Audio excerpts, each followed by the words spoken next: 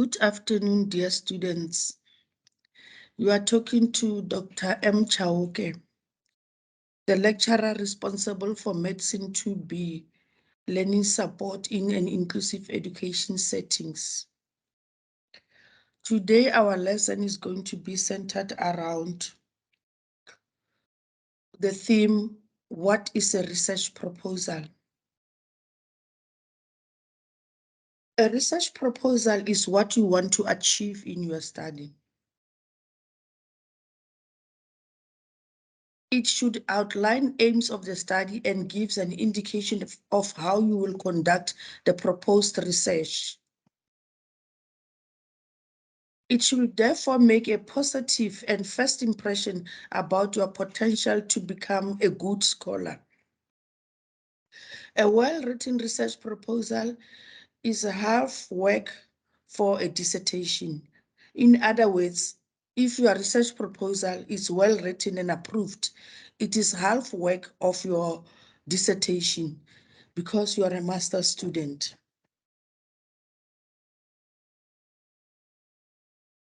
The research proposal structure. How you should structure your research proposal in this module. Always the following aspects or the following research elements appear in the research proposal. The title of your research proposal. I'm just going to list this. I will explain them one by one in the next slides. The title, introduction, rationale for the study, problem statement, and research questions. Research aim and objectives. Preliminary literature review. Research methodology. Working concept. Chapter outline. Plan, schedule, references. What the title must include, or what is a good title in a research proposal? The title must be short and to the point. It must give the reader a clear description of the content of the study. The subject, the problem, and the purpose of the investigation should be clear from the title, meaning that when a reader reads your title, must be able to understand what the problem is or what is the subject of the research proposal for the particular study. The important thing is to make the title as specific as possible. If you like, we say it must be brief and short, as specific as possible, not having more than 15 words. If you write a research title and you find yourself having words within the title that exceeds 15, then that title, it is not a brief or a concise title.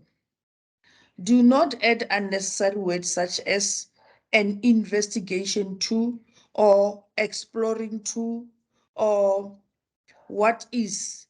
It should just state as a title with less words and with more indicating what the problem is. For example, as a master's student, you intend to investigate which factors were significantly related to achievement in English FAL. English FAL meaning English First Additional Language at some secondary school in the area in which he or she lived. For this quantitative research problem, or it can also be a qualitative research problem, or both mixed method research problem, depending on what the student want to research about. This may be a very good research title, but not limited to others. Factors related to English First Additional Language achievement of selected secondary school learners. If you look at this title, It's so short, brief, to the point, and it gives a problem to the title to say we are investigating about factors that relates to achievement of selected schools learners. Introduction.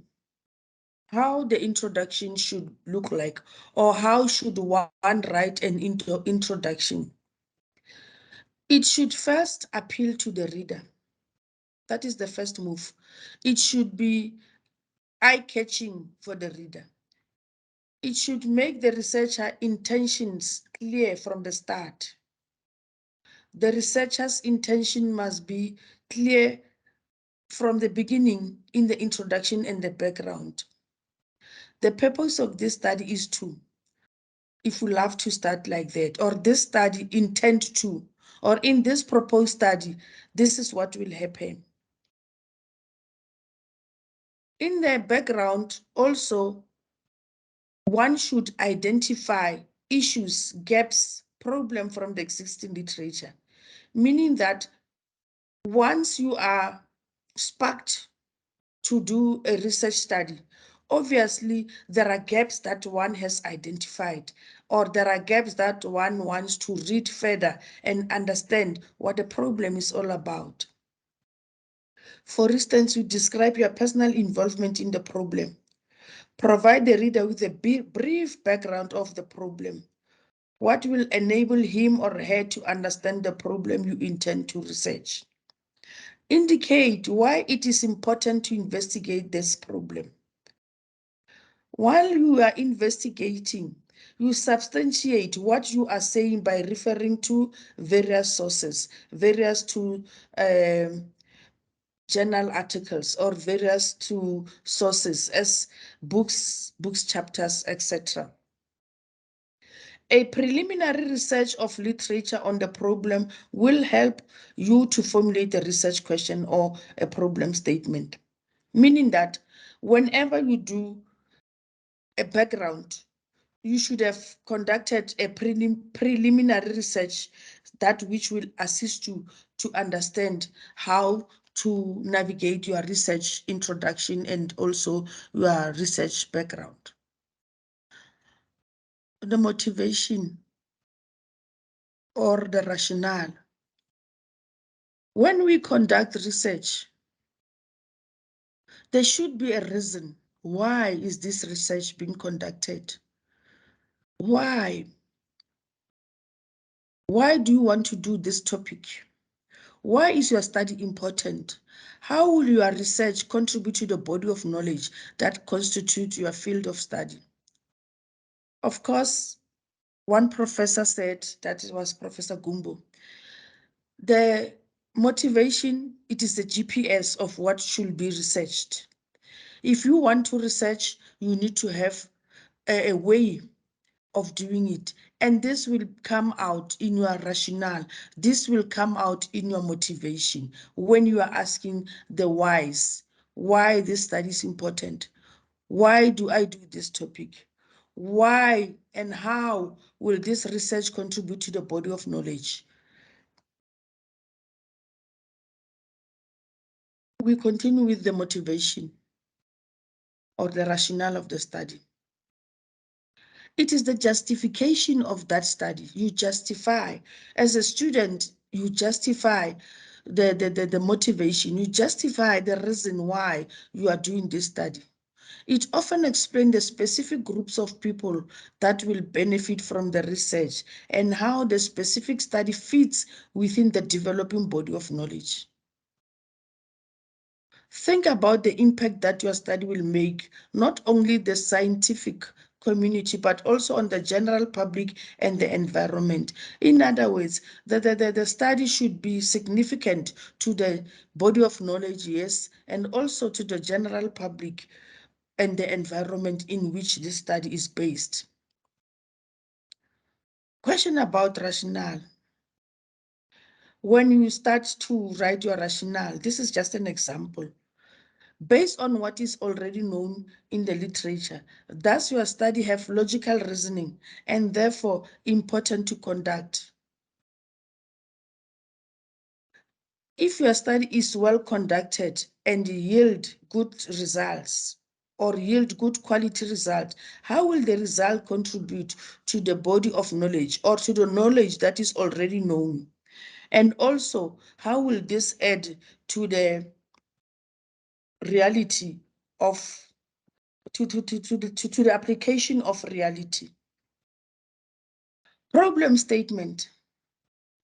Remember the aspect that I'm discussing, student. I am discussing the elements of a research proposal. Now we are coming to the problem statement. What is the problem statement? A problem statement is a concise description of a given problem. It aims to identify the current state of a phenomena, its future condition, including the gaps between the time frame.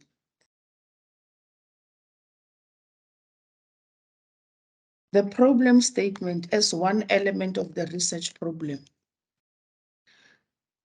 A problem statement is a concise description of the research problem or of the research problem statement. It aims to identify the current state of a phenomena and its future condition, including the gaps between the time frames. The problem statement also should be explicit and concise. It guides the research questions. It focuses on, it's focusing on the achievement of the aim and the objectives. In other words, the problem statement leads to the achievement of the aims of the study and also the objectives of the study. The problem statement in context should address what do you already know? What is the research all about? Describe the prices issues that the research will address. What do we need to know with this particular study? We continue with the problem statement. A problem statement consists of 3 parts. Part 1, Part 2, Part 1A, Part 2B. For an example, what these parts do, or what these parts have, the parts have the following functions. Part A, the ideal. This part describes a desired goal or an ideal situation. It explains how things should be done. In Part B, the reality. This part describes a condition that prevents the goal, the state of the value in Part A, from being achieved or realized at this time. It explains how the current situation falls off the goal or the ideal, meaning that the problem statement should address the goal of the study.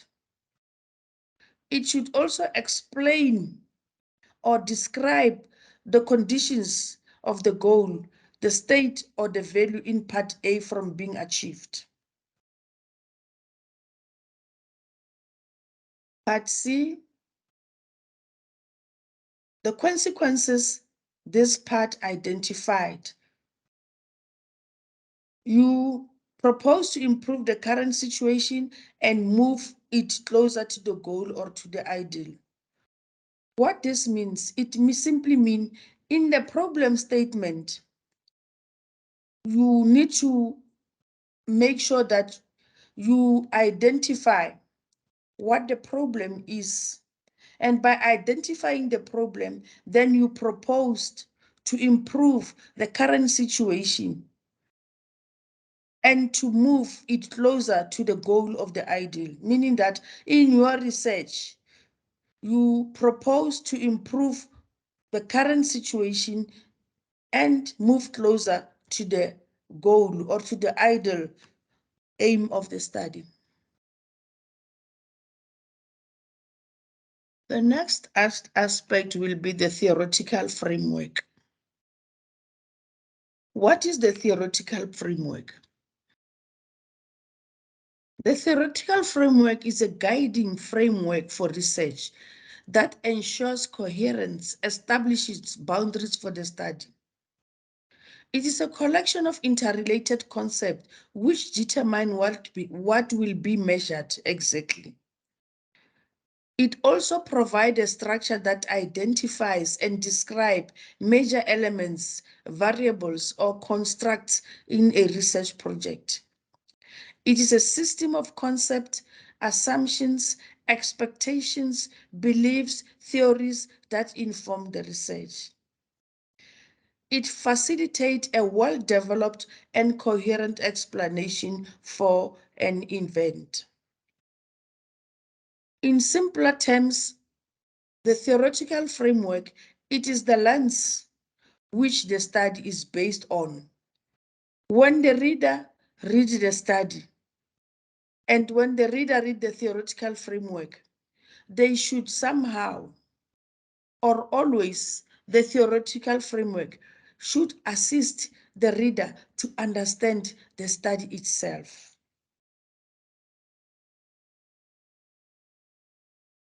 You had to choose a theory that will strengthen your argument,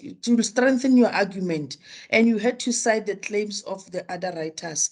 In other words, for the study to be understandable by the readers, you should make sure that you have the theory that backs up the study and also make claims from other writers.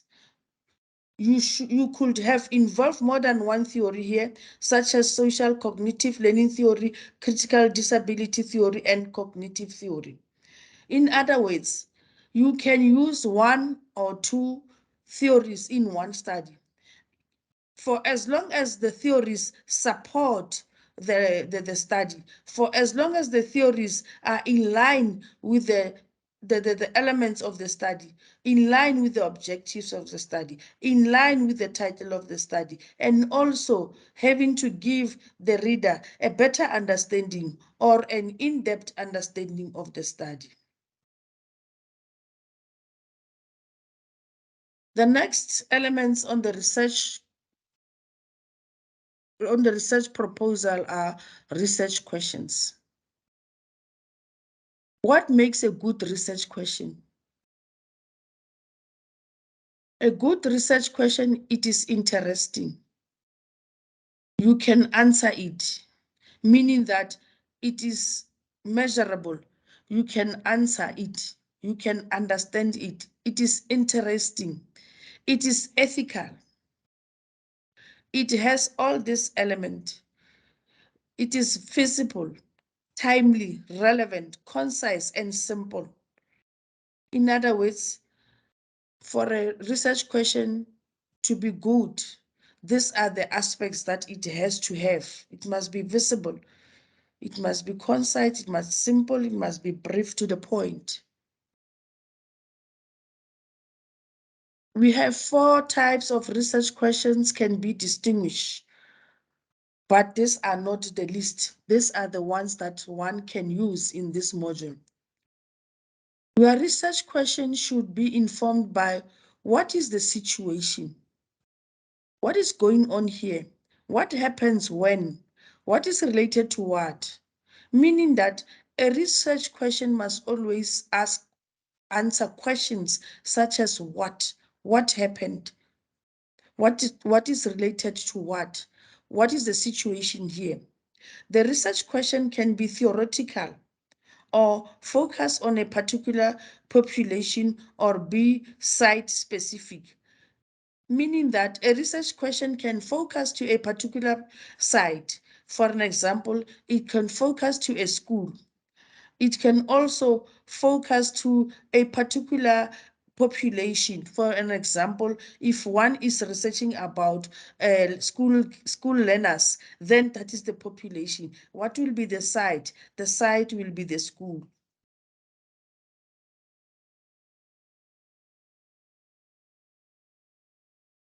In the aims and objectives, we are done with the research questions. Now we are on the aims and objectives of the study. In this section, you should provide details of what the study seeks to achieve. The study seeks to achieve the following. For an example, The research aim can be regarded as the macro purpose of the study to be undertaken. What needs to be investigated and achieved? What really this study needs to address? What is the problem in this study? And that problem will be answered by giving those objectives to say, in this study we hope to achieve the following, or in this study as a researcher I hope to investigate the following. For an example, we use the example of factors that affect learner achievement in a secondary school. Then the research objectives will be to achieve the factors that affect learner achievement in a secondary school, that in which this research is based.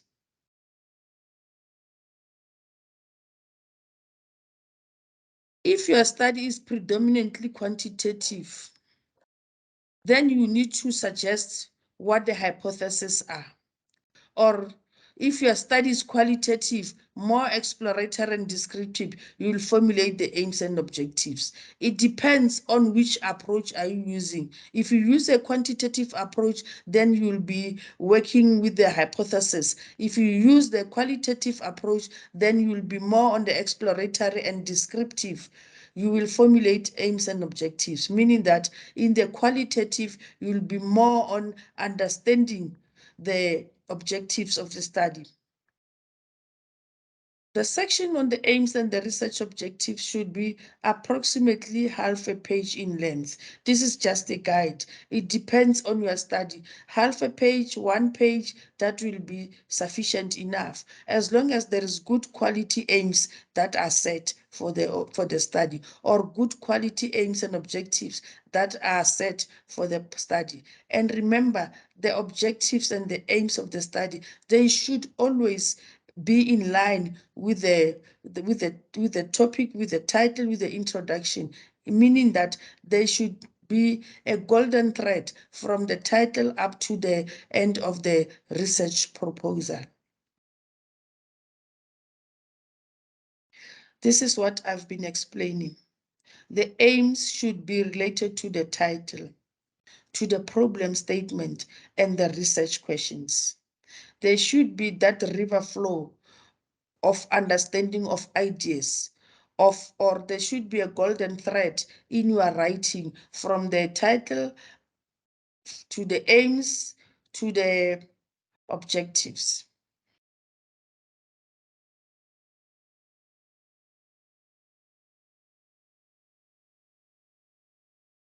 The research methodology.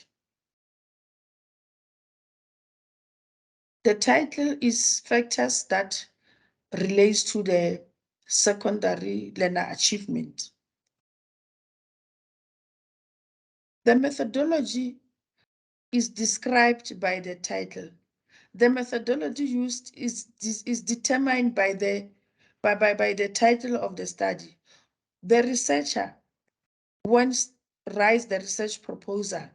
When he writes the research proposal, obviously from the title, from the problem statement, from the objectives and the aims, they will influence what type of the methodology should be used. For instance, if you choose to use qualitative research method, it's fine. Quantitative research method also fine, or combine the two, it's also fine, for as long as you justify your reasons for the chosen method.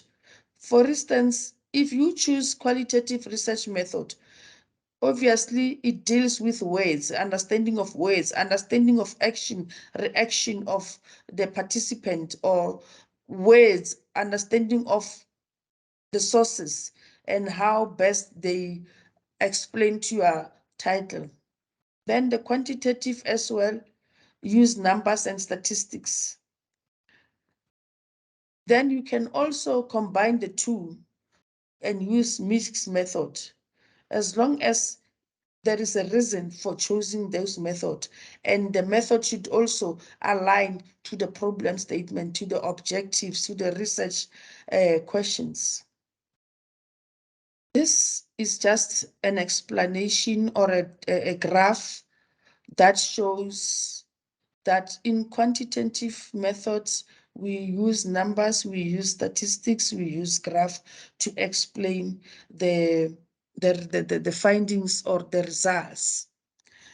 Qualitative words, action, and reactions are used. And when you combine the two methods, you use mixed method, then you explain the reason why you use a mixed method, and you give the explanation to the reader.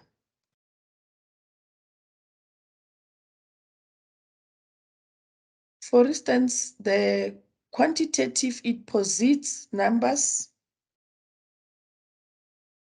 it predicts the results, the cause and the effect. In the qualitative, you explore, you understand, you investigate. And it is used by interpretivists, while the quantitative, it's more on the positivist. The mixed method, it used the pragmatics. You'll find this in the tutorial letter as well as in the research methodology books, and kindly read them for your understanding. The next point will be in the research proposal elements, will be literature review. What is literature review? A literature review, it's when you read secondary and primary sources to discover knowledge or to get more information. It consists of critical reading, evaluating and organizing existing literature on the topic to assess the state of knowledge in the area. In other words, on the topic chosen, factors that relate to secondary learner achievement. You get the sources, you read the sources, you do critical reading, you do evaluating and organizing. Then the next step will be a selection of available documents. Having read a literature review, then you now come to a stage where you select the literature review that you need to use for the research proposal. We have published and unpublished literature review, theses, official documents, reports, minutes. All those type of literature review or all those sources, they are used to determine what you want to write, meaning that whenever you want to write a good literature review, you need to do a literature search. You need to read sources, published and unpublished sources, official documents, for instance, policy documents, government official documents, that which will assist you in terms of your literature review. Even conference papers, even peer-reviewed journal articles, they form part of literature review. What is the purpose of literature review? Why do we need literature review? To gather information about the subject or to gather information about the topic under study. To situate the existing literature in a broader scholarly and historical context. To show command of the subject area and understanding of the research problem. Also to gain the methodology insight that can inform your study. I've already mentioned that the methodology of the study, it is informed by the literature review.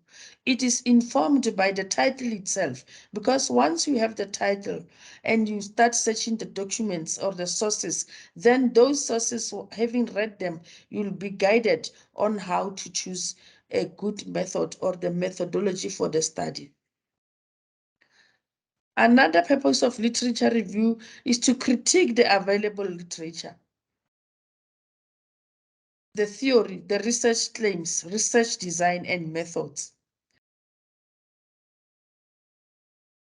Literature review also inform and justify the research topic and methodology. It informs the methodology, it informs the research topic. To identify gaps and contradictions in research. To justify the needs for current and future research in an area scoping review, meaning that to justify and also to make future research for the study. Literature review also avoid and prevent duplication of research already undertaken. When you conduct a study, when you do a literature review, if you do a literature review and you find that this study is over-researched, then this will help you to prevent doing what already has been done out there. And it will also help you to reshape your study, to say this is researched, this can be a gap, how best can I come in my study and come up with a new knowledge. It also provides the rationale, the motivation. I've already explained this concept. In the interest of time, let me go to the next slide. This is very important, not that the other aspects were not important. Literature review assists the researchers or assist the students who are writing research proposals or who are writing their dissertations to choose a theory for the study, a theory that will assist the reader to understand the study itself. Literature review, again, it is a set of broad context of the study, clearly demarcating what is and what is not within the scope of the research or within the scope of the investigation. In other words, literature review assists to justify the decisions made for the study. When do you conduct literature review? In the study. We conduct literature review in the early stages, preliminary literature review, during the development of the research proposal, to identify research gaps, to refine the research focus topic, and also to formulate the questions and make theoretical and methodological choices. In the initial stage, we need literature review to develop the good research proposal and also to understand the gaps of what we want to research. In the middle stage, or in the writing stage, or in the developing stage, during the formulation of chapters, I know at this stage you are doing your research proposal, but just for you to understand, when do we need literature review? We need literature review in the following stages: early stages, middle stage, and also in the final stage. During the middle stage, during formulation of chapters, to augment the theory, findings, results, and discussions. In the final stage, it's when you do your discussions, conclusion, and recommendations. This student will be used when you are going to do your full dissertation. For now, it is just information that one has to know after you have completed your research proposal module. Structure for literature review. Already I've mentioned that literature review is guided by your topic, by your research questions. For one to conduct a good literature review, one should always stick to the topic. What is the topic under study? In this example, we've got the topic as factors that relates to learner achievement in a secondary school. Then when we collect literature review, we collect literature review based on that understanding. And also based on the purpose of the study. What is the study all about?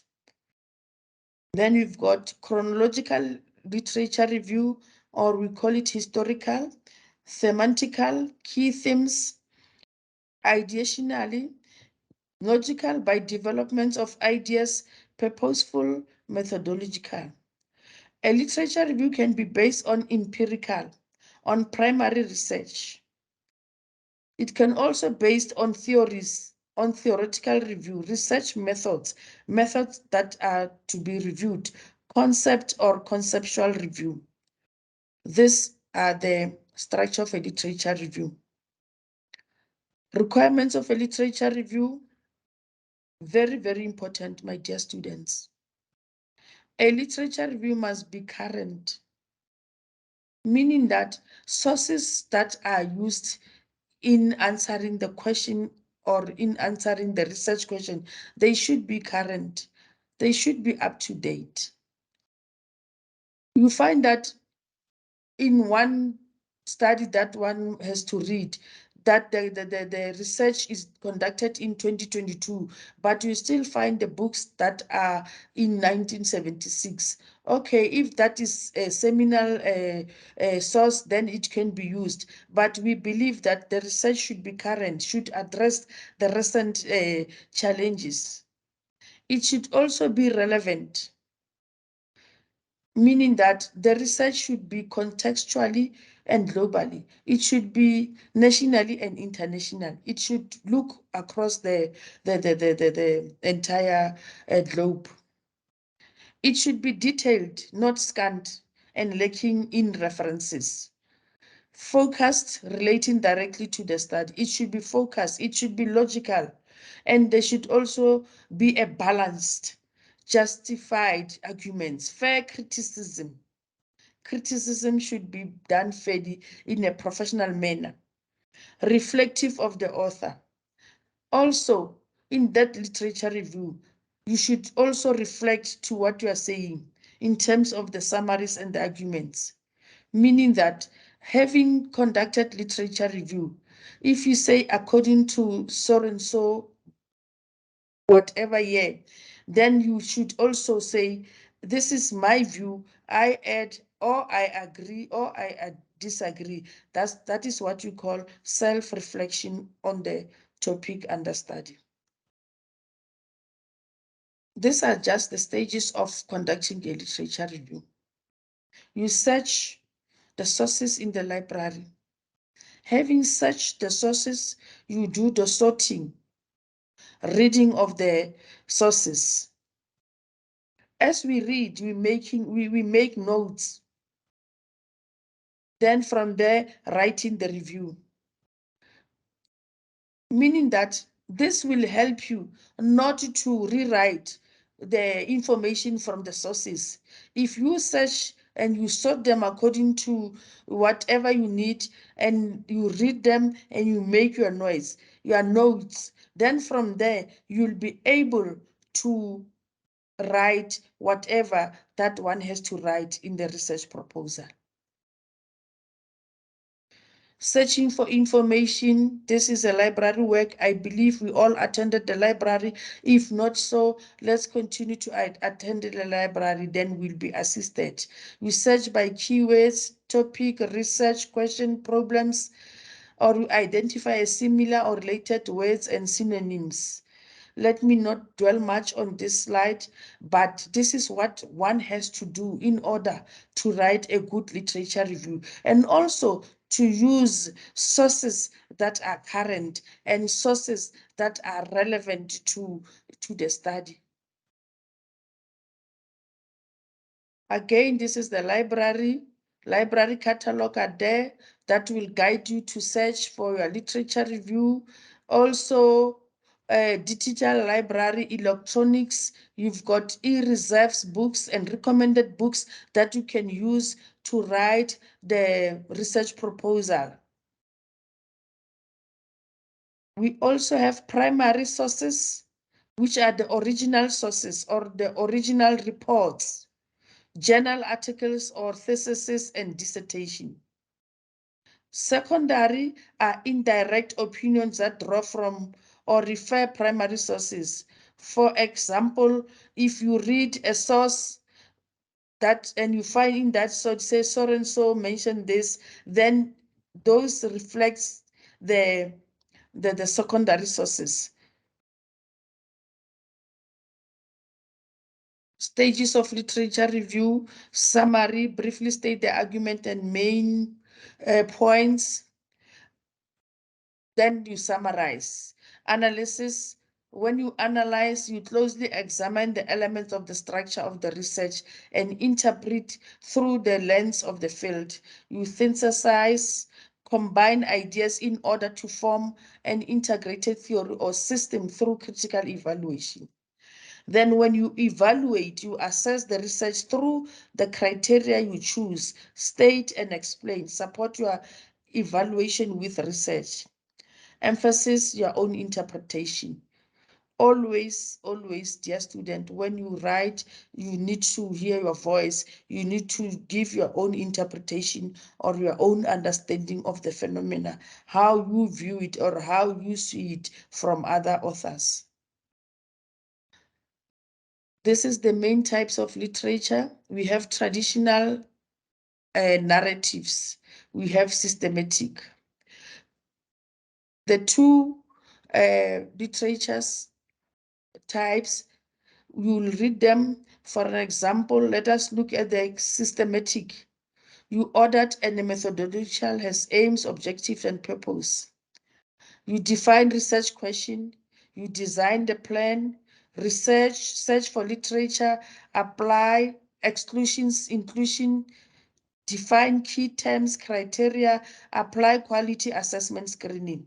This is what you are going to do in the process of writing a research proposal, which is also in your assignment in the third letter, to say when you do this type of a literature, you start by defining the research question and you design the plan. How are you going to navigate with this research proposal? This is very important during literature review. The do's and the don'ts. Please do not just use lengthy notes. Do not just rewrite the paragraphs in the literature review. You need to read, summarize the literature review in line with the research topic.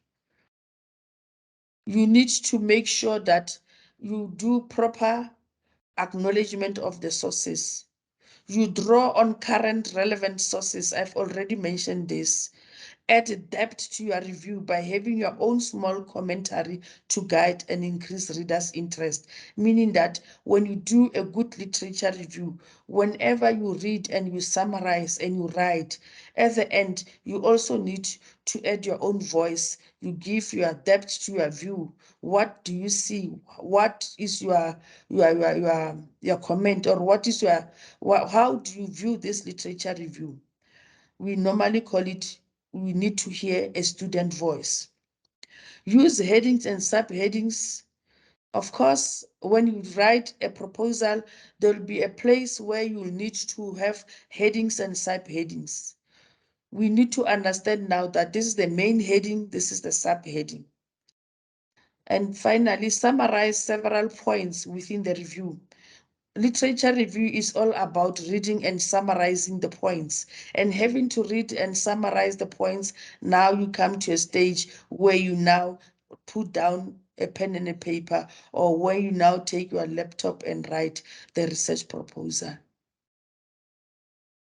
Having said that, in conclusion, a poorly conducted literature review cannot be reclaimed except by redoing it, meaning that if the literature review is not well conducted for this particular research proposal, then the best way is to redo it.